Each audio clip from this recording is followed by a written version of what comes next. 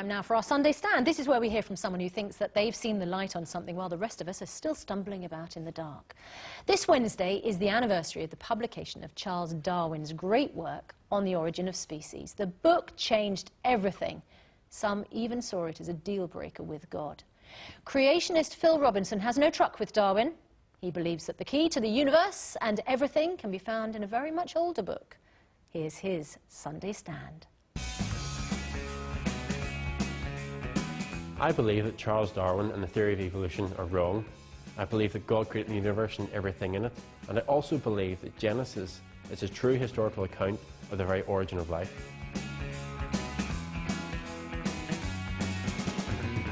I would describe myself as a young earth creationist.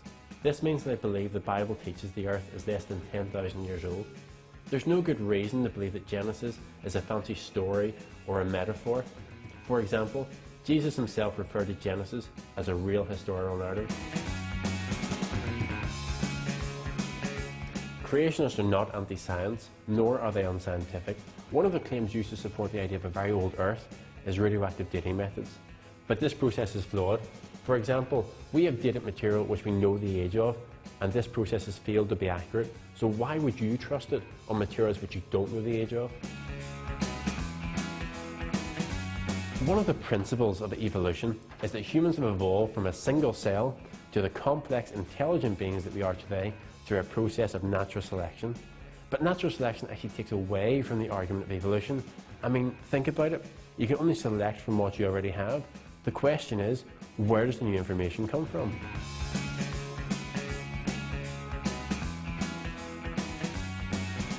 Having looked at the evidence, I firmly believe that Genesis is right.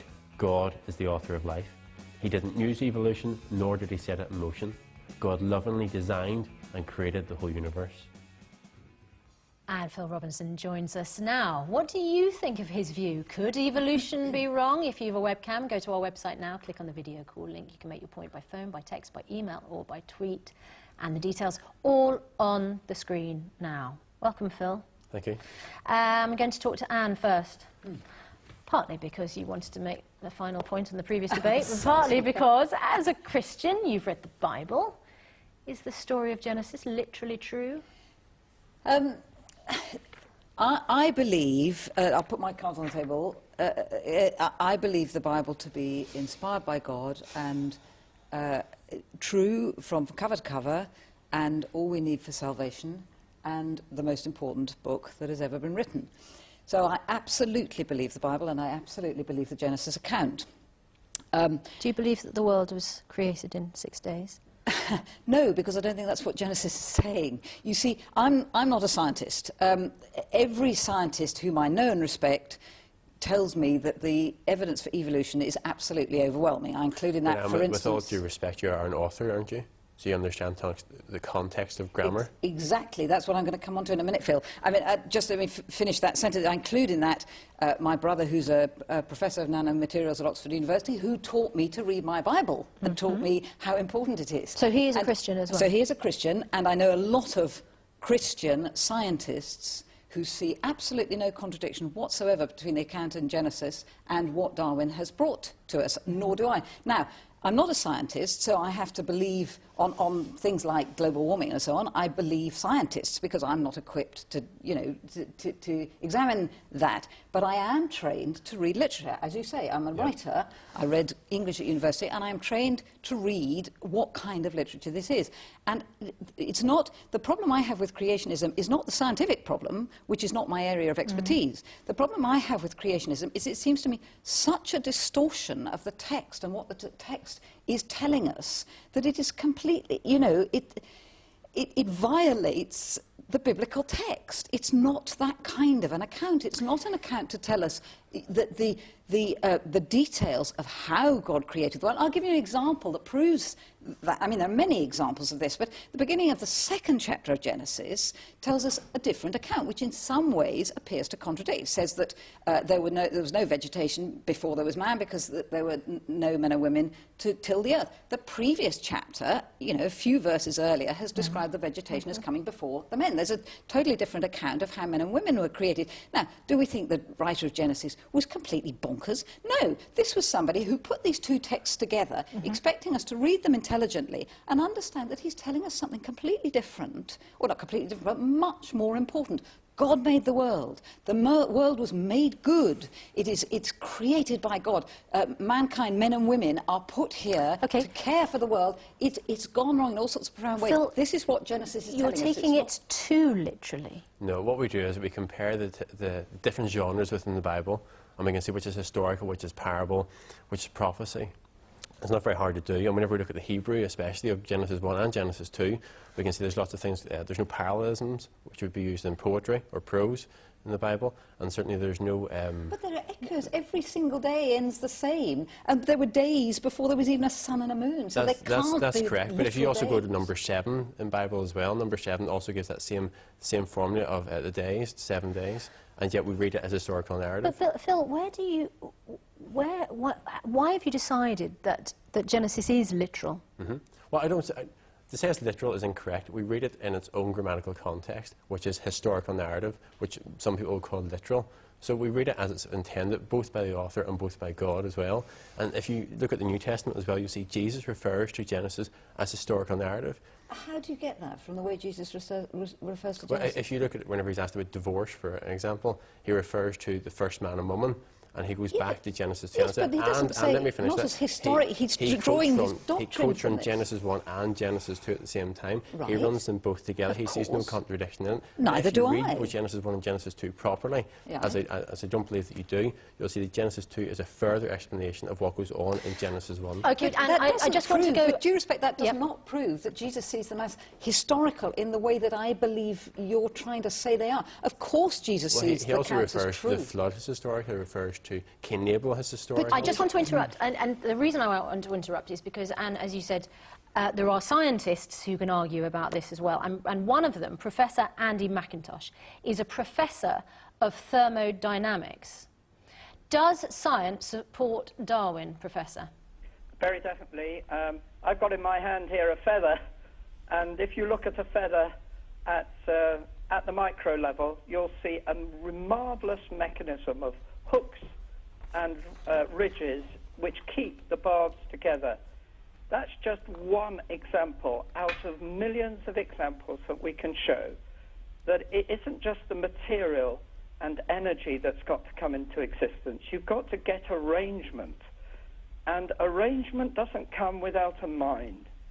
Okay, hang on. So, sorry, can I just stop you for a moment, Professor? My question was, does science support Darwin? No, it doesn't support Darwin. It supports design, and it supports very strongly the statements which obviously are in the Bible as well, but the science strongly supports that there is design in every living creature. And when you say design, you mean a designer. You mean God as the designer. Absolutely. I'm a Bible-believing Christian, and I support what Phil's been saying recently. But if you just come from the science actually leads you incontrovertibly to seeing that there must be a design, there must be a mind behind such things as the feather that I've just shown you. You could go to molecular machines like the ATP motor. Again, they clearly show that this must have had a mind behind it. But, Professor, can I just ask you, when you say must, there must have been a mind behind it, do you say because it couldn't have been created in any other way, therefore there is a gap in our understanding, therefore there must be a creator? That's not what I'm saying. Okay. Many people try and accuse us of a God of the gaps idea. That's not what I'm saying. I'm saying in the very things that we know, that is, the things like the feather that I mentioned, the things like the ATP motor, which produces energy in every living cell, every single facet of that which we know strongly indicates that you've got machinery here which indicates that a mind is behind it. It's not the things we don't know, it's the very things we do know. The DNA carries digital information effectively on every single strand of the DNA. There is coded information. Coded information implies that there must have been a programmer to actually put it there. Okay, I want to talk to Dr. Jeremy Pritchard. Dr. Pritchard, you're a bioscientist at the University of Birmingham. We have just heard from a respectable scientist, a professor of thermodynamics, arguing there is a designer. When you hear that argument, what is your response? Right, that's clearly not your response. Unfortunately, the technology has let us down. If I could comment on this point, the idea of God as the watchmaker, that often is put forward that, you know, but if you look at a watch, it's something so incredibly complicated that must have had a designer, and the universe is so much more complicated, so much had a designer. A watch is an inanimate object. It's incapable of organic change.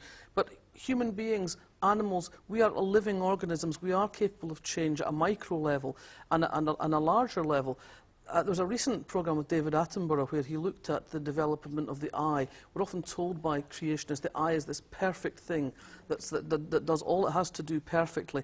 But Attenborough actually demonstrated every single stage of evolution of the eye, from the most basic thing that could tell the difference between light and dark. That is nonsense. What Attenborough didn't demonstrate is how that light is transmitted to the brain and how that light image... I'll just not bother then, No, Val, finish your point and then... he demonstrated every stage of evolution between just the difference between light and dark to this incredibly... Hang on, Phil, please, can you just let Val make the point, and then you can make your point. Oh, well, fancy pictures on a TV screen. I'm going to believe that over you. Phil, I'm sorry, what you're talking about is an issue of faith. What I'm talking about is something that's demonstrable. What about fossils? What about what about dinosaurs? What about fossils that we can age as millions of years old? What about those? Let's let Phil answer that. Dinosaurs are fantastic. There's one called Dr. Mary Schweitzer who in 2009-2005 published information in Science magazine to show that we have actually found dinosaur tissue within the past couple of years in a hadrosaur and a T-Rex. In the hadrosaur we found different proteins. Now, could you explain to me how dinosaur bone, which was dated 80 million years old, had proteins still in it? Okay, can I want to talk to Dr. Pritchard. I want to talk to Dr. Jeremy Pritchard because he is a bioscientist and I want him to put his point across. Dr. Pritchard, you have heard the arguments from the creationists. What is the scientific community's response? Well, I mean, it's a standard response. Here we have the old doctrine of natural theology: studying the world will get you closer to God. This is what Newton did. This is what scientists through the years did, until David Hume, the Scottish philosopher, blew this out of the water in 1776. And out of these ideas of studying the world and seeing complexity, we get these outmoded ideas of design. There is an appearance of design, but in fact things are not designed. They look like they're designed, but they're not actually. All the examples that you've heard about today and others, such as the bombardier beetle and various other things that are put forward, we can easily explain how they evolved by evolution. And the premise that we get from Dr. Robinson that we have this perfect creation from in the Bible is rubbish. I mean, if you've got varicose veins or piles or heart disease, these are all consequences of imperfect creation. On that biological thought, we have to end it. Dr. Pritchard, I'm very sorry, we do have to bring the debate to an end there, but thank you very much indeed.